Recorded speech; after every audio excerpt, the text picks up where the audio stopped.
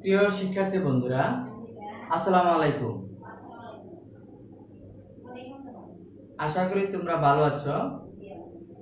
আমি কয়েকদিন যাবত কিছুটা অসুস্থ ছিলাম, তাই তোমাদের সাথে থাকতে পারিনি। এখন আল্লাহর রহমতে সুস্থ আছি। সুপ্রিয় শিক্ষক মণ্ডলী, শ্রদ্ধেয় অভিভাবক বৃন্দ এবং আজকে যারা লাইভ ক্লাসটি দেখছেন, সকলকে হাওর কন্যা সুনামগঞ্জ অনলাইন স্কুলের পক্ষ থেকে জানাচ্ছি স্বাগতম।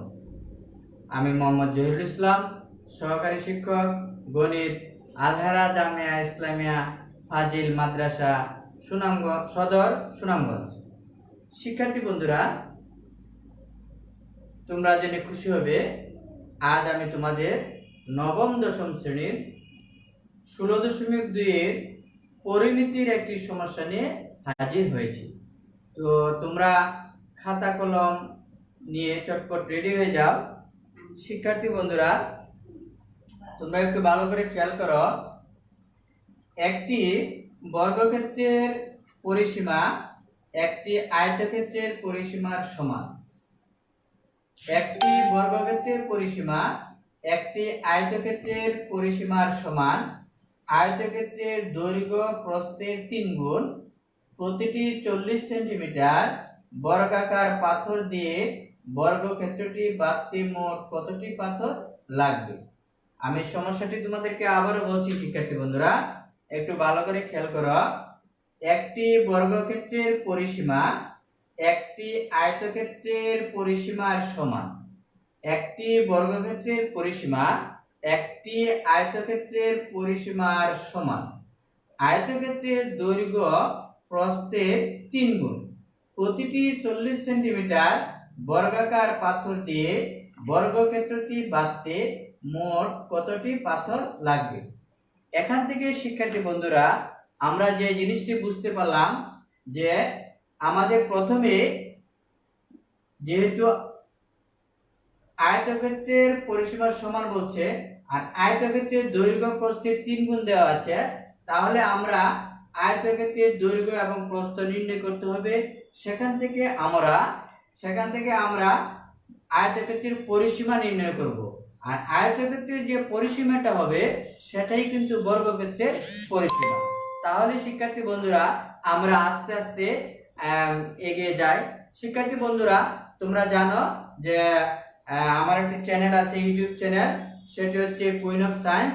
তোমরা দেখবে এবং সুপ্রিয় শ্রদ্ধেয় শিক্ষক মণ্ডলী এবং সম্মানিত শিক্ষক অভিভাবক মণ্ডলী যারা আছেন, আপনারাও আমার ক্লাসগুলো শেষ পর্যন্ত দেখবেন এবং যদি কোনো গ্যাপস থাকে তাহলে আমাকে অবশ্যই, যদি আমার ক্লাসটি ভালো লাগে তাহলে আপনারা কমেন্ট করবেন এবং কোনো পরামর্শ থাকলে আমাকে মেনশন করে জানাবেন। শিক্ষার্থী বন্ধুরা, তোমরা অধীর আগ্রহ অপেক্ষা করছো, তাহলে আমরা মূল পাঠের দিকে এগিয়ে যাচ্ছি। শিক্ষার্থী বন্ধুরা, আমাদেরকে প্রথমে বের করতে হবে যে আয়তক্ষেত্রের দৈর্ঘ্য এবং প্রস্থ। যেহেতু আয়তক্ষেত্রের দৈর্ঘ্য প্রস্থের 3 গুণ দেওয়া আছে, তাহলে শিক্ষার্থী বন্ধুরা আমরা লিখতে পারি যে মনে করি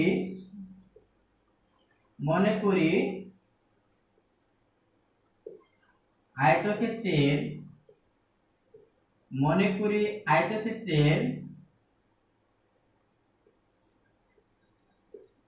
প্রস্থ সমান x মিটার। শিক্ষার্থী বন্ধুরা, যেহেতু দৈর্ঘ্য প্রস্থের 3 গুণ বলছে, তাহলে সুতরাং আয়তক্ষেত্রের দৈর্ঘ্য সমান হবে x এর 3 গুণ অর্থাৎ 3x মিটার।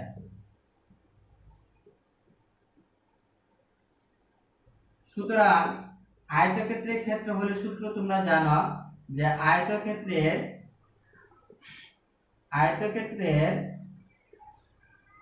ক্ষেত্রফল ইকুয়াল দৈর্ঘ্য গুণ প্রস্থ শিক্ষার্থী বন্ধুরা এখান থেকে আমরা পেলাম যে আয়তক্ষেত্রের দৈর্ঘ্য হচ্ছে 3x ইনটু আয়তক্ষেত্রের প্রস্থ হচ্ছে x বর্গ মিটার ইকুয়াল 3x স্কয়ার বর্গ মিটার।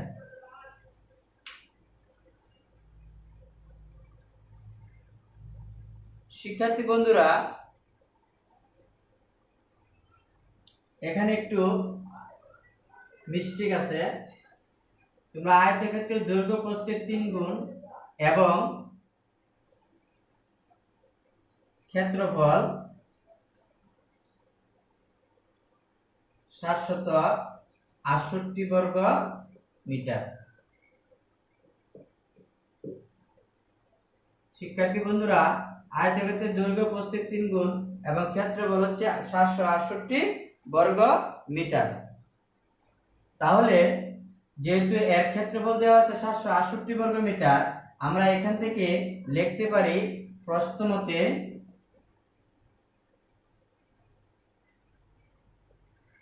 প্রশ্ন মতে 3x স্কয়ার ইকুয়াল হচ্ছে 768 অর্থাৎ 768 বর্গ মিটার, বা x স্কয়ার ইকুয়াল টু হবে 768 বাই 3। এখন আমরা 3 দিয়ে যদি 768 কে ভাগ করি তাহলে 3 দুগুণা 6 থাকে 1, 6 16, 3 5 15 থাকে 1, 8 কাটলে 18, 3 6 18। আমরা পেলাম এটা দিয়ে এটাকে ভাগ করলে আমরা যে জিনিসটি পেলাম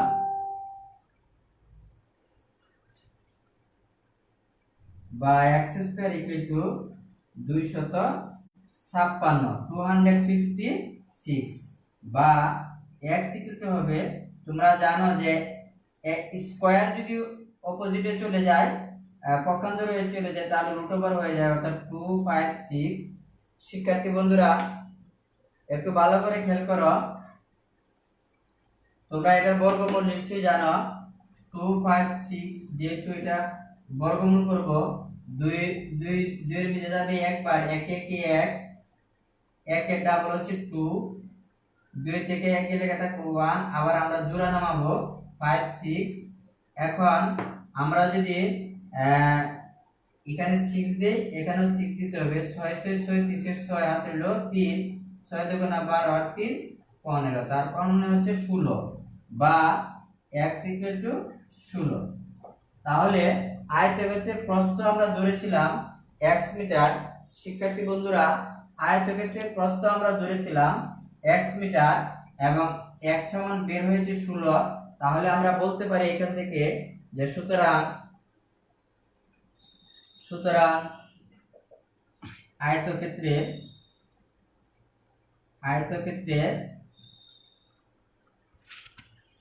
প্রস্থ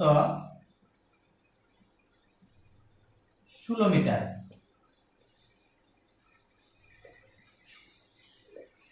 এখান থেকে আমরা সুতরাং আয়তক্ষেত্রের দৈর্ঘ্য বের করতে পারি।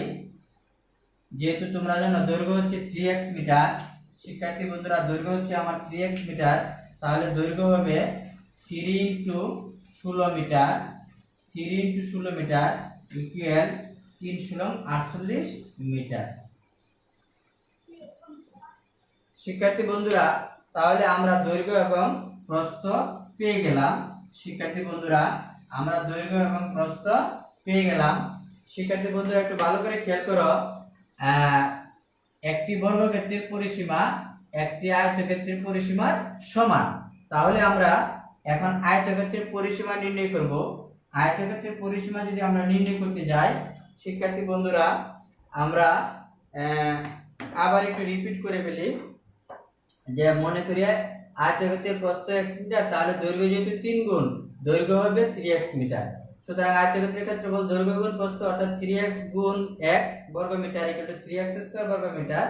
প্রশ্ন মতে আমরা পেয়েছিলাম যে 3x স্কয়ার ইকুয়াল 768 বর্গ মিটার বা x স্কয়ার ইকুয়াল টু 768 ভাগ 3 বা x স্কয়ার ইকুয়াল টু পেয়েছিলাম আমরা 256 বা x ইকুয়াল টু √256 আর এটাকে আমরা বর্গমূল করে বের করেছিলাম 16 অর্থাৎ আয়তক্ষেত্রের দৈর্ঘ্য প্রস্থ হলো 16 মিটার এবং আয়তক্ষেত্রের দৈর্ঘ্য হলো 48 মিটার।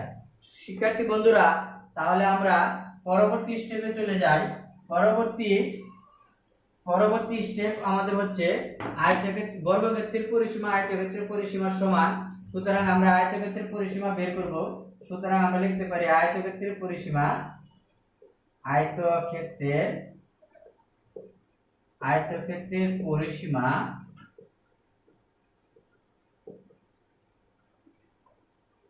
তোমরা জানো যে আয়তক্ষেত্রের পরিসীমার সূত্র হচ্ছে 2 ইনটু দৈর্ঘ্য যোগ প্রস্থ, 2 ইনটু দৈর্ঘ্য যোগ প্রস্থ বা 2 ইনটু দৈর্ঘ্য প্লাস প্রস্থ, তোমরা যেটাই লেখো, ইকুয়াল টু দৈর্ঘ্য আমরা পেয়েছি 48 মিটার এবং প্রস্থ আমরা পেয়েছি 16 মিটার ইকুয়াল 2 ইনটু 16 আর 48 যোগ হলে হবে 64 মিটার ইকুয়াল টু হচ্ছে 128 মিটার। শিক্ষার্থী বন্ধুরা, একটু ভালো করে খেয়াল করো, বর্গক্ষেত্রের পরিসীমা আয়তক্ষেত্রের পরিসীমার সমান। তাহলে আমরা এখান থেকে লিখতে পারি শিক্ষার্থী বন্ধুরা, বর্গক্ষেত্রের পরিসীমা আয়তক্ষেত্রের পরিসীমার সমান। তাহলে আমরা লিখতে পারি সুতরাং বর্গক্ষেত্রের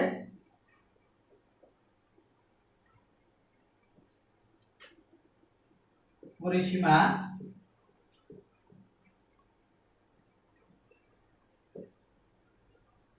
একশত 128 মিটার। শিক্ষার্থী বন্ধুরা, কেন আমরা বর্গক্ষেত্রের পরিসীমা 128 মিটার লিখলাম? যেহেতু আমার এখানে বলা আছে বর্গক্ষেত্রের পরিসীমা একটি আয়তক্ষেত্রের পরিসীমার সমান। তাহলে শিক্ষার্থী বন্ধুরা, বর্গক্ষেত্র তোমরা জানো যে চারটি বাহু দ্বারা একটি বর্গক্ষেত্র উৎপন্ন হয়। এটি একটি বর্গক্ষেত্র। যদি আমরা বর্গক্ষেত্রের প্রত্যেকটি বাহু এ ধরি তাহলে বর্গক্ষেত্রের পরিসীমা হচ্ছে 4a। তোমরা জানো যে চতুর্ভুজের প্রত্যেকটি বাহু সমান এবং প্রত্যেকটি কোণ সমকোণ তাকে বর্গক্ষেত্র বলে। এই জন্য বর্গক্ষেত্রের পরিসীমা মানে 4 বাহুর যোগফল। একটা বাহু যদি আরেকটা বাহু আরেকটা বাহু আরেকটা বাহু সুতরাং পরিসীমা হবে 4a। তাহলে আমরা বর্গক্ষেত্রের পরিসীমা 128 মিটার। তাহলে আমরা সুতরাং আমরা বর্গক্ষেত্রের এক বাহুর দৈর্ঘ্য বের করতে পারি। এক বাহুর দৈর্ঘ্য ইকুয়াল, যেহেতু 4 এ আমরা 4 দিয়ে ভাগ করব, 128 ভাগ 4 মিটার।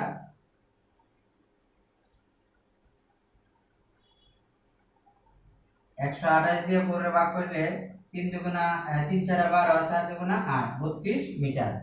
শিক্ষার্থী বন্ধুরা, তোমরা জানো যে বর্গক্ষেত্রের ক্ষেত্রফল যদি এক বাহু দেওয়া হয় তাহলে বাহুর ক্ষেত্রফল হলো বাহু স্কয়ার। সুতরাং আমরা বর্গক্ষেত্রের ক্ষেত্রফল লিখতে পারি বর্গক্ষেত্রের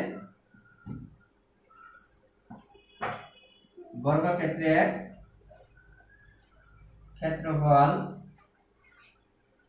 ইকুয়াল বাহু স্কয়ার অর্থাৎ 32 স্কয়ার। বাহু স্কয়ার হচ্ছে বর্গক্ষেত্রের ক্ষেত্রফল। 32 স্কয়ার মানে 32 হলো দুইটা, 32 গুণ 32 32 গুণ 32, 2 দুগুণা 4 3 দুগুণা 6 গুণ 3 দুগুণা 6 3 তিরিকা 9 4 6 6 12 2 হাতে 1024 অর্থাৎ 1024 বর্গ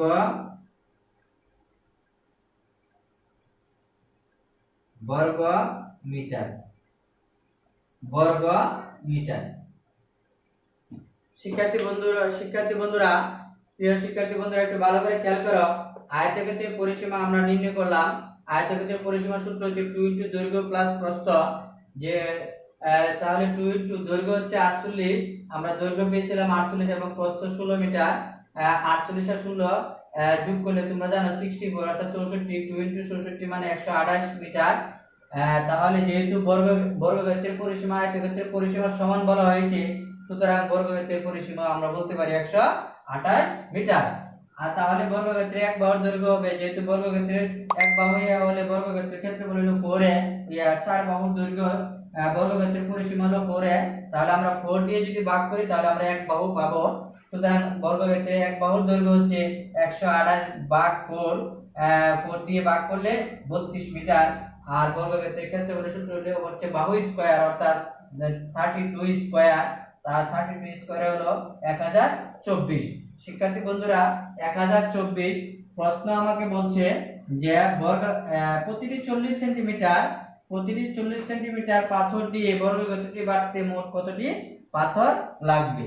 তাহলে শিক্ষার্থী বন্ধুরা আমরা এখন পাথরের এক বাহুর দৈর্ঘ্য বার করব।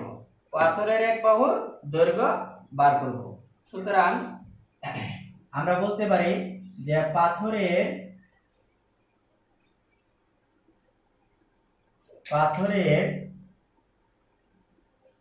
বা একটি পাথরের বলতে পারি আমরা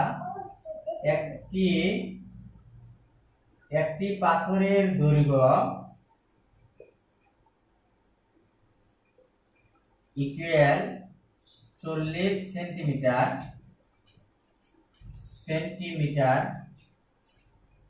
শিক্ষার্থী বন্ধুরা 40 সেন্টিমিটার, সেন্টিমিটারে যদি আমরা 100 দিয়ে ভাগ করি, 100 দিয়ে যদি সেন্টিমিটারে ভাগ করি তাহলে হয়ে যাবে এটা মিটার।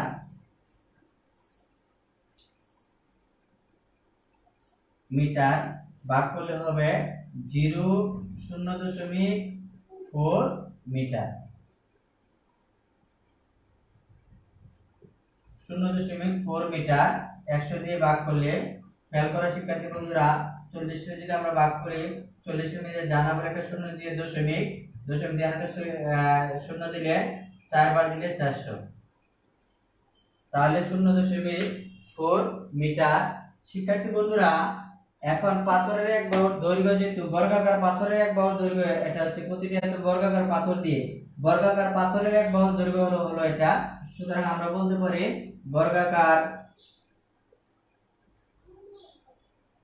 বর্গাকার পাথরের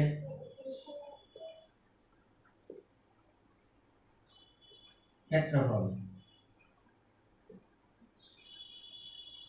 বর্গাকার পাথরের ক্ষেত্রফল হচ্ছে বাহু স্কয়ার, তার মানে হবে 0.4 হোল স্কয়ার বর্গ মিটার ইকুয়াল 0.4। শিক্ষার্থী বন্ধুরা 0.4 গুণ 0.4 তার মানে হচ্ছে 4 4 16, এক ঘর দুই ঘর বামে দশমিক অর্থাৎ 0.16 বর্গ মিটার। শিক্ষার্থী বন্ধুরা যেহেতু আমাকে বলছে যে প্রতিটি 40 সেন্টিমিটার বর্গাকার পাথর দিয়ে বর্গক্ষেত্রটি বাঁধতে মোট কতটি পাথর লাগবে, তাহলে আমরা বলতে পারি সুতরাং মোট পাথর লাগবে। সুতরাং আমরা বলতে পারি যে মোট পাথর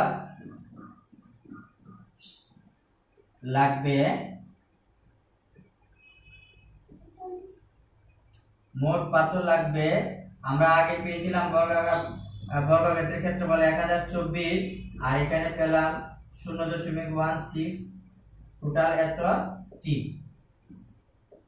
শিক্ষার্থী বন্ধুরা দশমিক দিয়ে তোমরা ক্যালকুলেটর দিয়ে যদি ভাগ করো তাহলে কিন্তু এটা পেয়ে যাবে। আবার যদি ক্যালকুলেটর তোমরা না থাকে অনেকের, তাহলে কিভাবে বের করবে আমি তোমাদেরকে বলে দিচ্ছি যে 0.16 কে তুমি দশমিকের বদলে একটা 1 আর দুইটা সংখ্যার বদলে দুইটা শূন্য দিয়ে গুণ করবে। উপরে আছে আমার 1024, এটাকে নিচে যেহেতু দশমিকের বদলে একটা 1 আর দুইটা সংখ্যার বদলে দুইটা শূন্য দিয়েছ, উপরে এখানে 100 হয়েছে অর্থাৎ উপরে 100 দিয়ে গুণ করবা। গুণ করার পরে এটা দশমিক মুক্ত হয়ে যাবে 16, আর উপরে হবে 1024 আর হচ্ছে 100 দিয়ে গুণ করলে 2 শূন্য। এখন তোমরা এটাকে ভাগ করো 1024 আর হলো 2 শূন্য, খেয়াল করো শিক্ষার্থী বন্ধুরা, 16 10 এর মধ্যে যায় না, 102 102 এর মধ্যে যাবে 6 বার, 6 বার দিলে 6 16, তোমরা জানো 96। এখান থেকে যদি আমরা 1 নিই 10, এখান থেকে 1 নিলে 10 10 আর 2 12, 12 থেকে 6 গেলে 6, এখান থেকে আমরা 1 নিয়ে গেছিলাম উন্নয়ন মিলে 0 এখানে 0। এখন 4 কেটে নিয়ে আসো 6। শিক্ষার্থী বন্ধুরা 6 থাকে 4 কাটলে 64, 64 60 16 64, আরো 2 শূন্য রয়েছে, অর্থাৎ এখানে 2 শূন্য তোমরা দিয়ে দিবে। তাহলে আমরা পেলাম যে 6400, অর্থাৎ 6400টি। তাহলে আমার শিক্ষার্থী বন্ধুরা আমার সমস্যাটি সমাধান হয়ে গেল। আমি আবারও বলছি যে একটি বর্গক্ষেত্রের পরিসীমা একটি আয়তক্ষেত্রের পরিসীমার সমান। তাহলে আমরা আয়তক্ষেত্রের দৈর্ঘ্য এবং প্রস্থ নির্ণয় করব। যেহেতু আয়তক্ষেত্রের দৈর্ঘ্য প্রস্থের 3 গুণ এবং ক্ষেত্রফল হলো 768 বর্গ মিটার, ক্ষেত্রফল হলো 768 বর্গ মিটার। তাহলে আমরা আয়তক্ষেত্রের দৈর্ঘ্য প্রস্থ নির্ণয় করে আয়তক্ষেত্রের পরিসীমা নির্ণয় করব। আয়তক্ষেত্রের পরিসীমা আমরা পেয়েছিলাম যে 128, আর 128 কে আমরা 4 দিয়ে ভাগ করে বর্গক্ষেত্রের পরিসীমা পেয়েছিলাম 128 বর্গক্ষেত্রে এক বাহু বের করেছি। বর্গক্ষেত্রের এক বাহুর দৈর্ঘ্য আমরা বের করেছিলাম 32 মিটার। এখান থেকে বর্গক্ষেত্রের ক্ষেত্রফল আমরা পেয়েছিলাম 1024 বর্গ মিটার। শিক্ষার্থী বন্ধুরা বর্গাকার একটি পাথরের দৈর্ঘ্য দেওয়া আছে 40 সেন্টিমিটার, 100 দিয়ে ভাগ করে আমরা এটাকে মিটারে নিয়ে নিলাম। সুতরাং বর্গাকার পাথরের একটি বাহুর ক্ষেত্রফল হচ্ছে 0.4 হোল স্কয়ার, অর্থাৎ 0.16 বর্গ মিটার। সুতরাং মোট পাথর লাগবে, আমরা যেহেতু বর্গক্ষেত্রের ক্ষেত্রফল পেয়েছিলাম 1024, আর এখানে বর্গক্ষেত্রের একটি পাথরের ক্ষেত্রফল পেয়েছি 0.16। এটাকে কিভাবে বের করবে আমি এটাও তোমাদের সুবিধার্থে বুঝিয়ে দিয়েছি। তাহলে শিক্ষার্থী বন্ধুরা আমরা এখান থেকে মোট পাথর লাগবে কতটি? 6400টি আমরা পেয়ে গেলাম। আশা করি শিক্ষার্থী বন্ধুরা তোমরা এই সমস্যাটি ভালো করে বুঝে নিয়েছো। এর আলোকে তোমরা আরো 1-2টি সমস্যা বাসায় করবে। তোমরা করোনার এখানে বাসায় আছো এবং জানো তোমরা প্রায় 7 মাস যাবত শিক্ষা প্রতিষ্ঠান বন্ধ।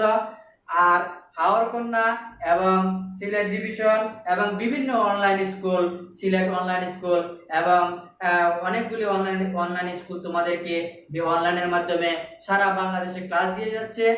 শিক্ষার্থী বন্ধুরা তোমরা ক্লাসগুলি মনোযোগ সহকারে দেখবে এবং সেই মোতাবেক বাসায় প্র্যাকটিস করবে। সকলে সুস্থ থাকো, ভালো থাকো, এই প্রত্যাশায় আজকের মতো এখান থেকে বিদায় নিচ্ছি। আল্লাহ হাফেজ।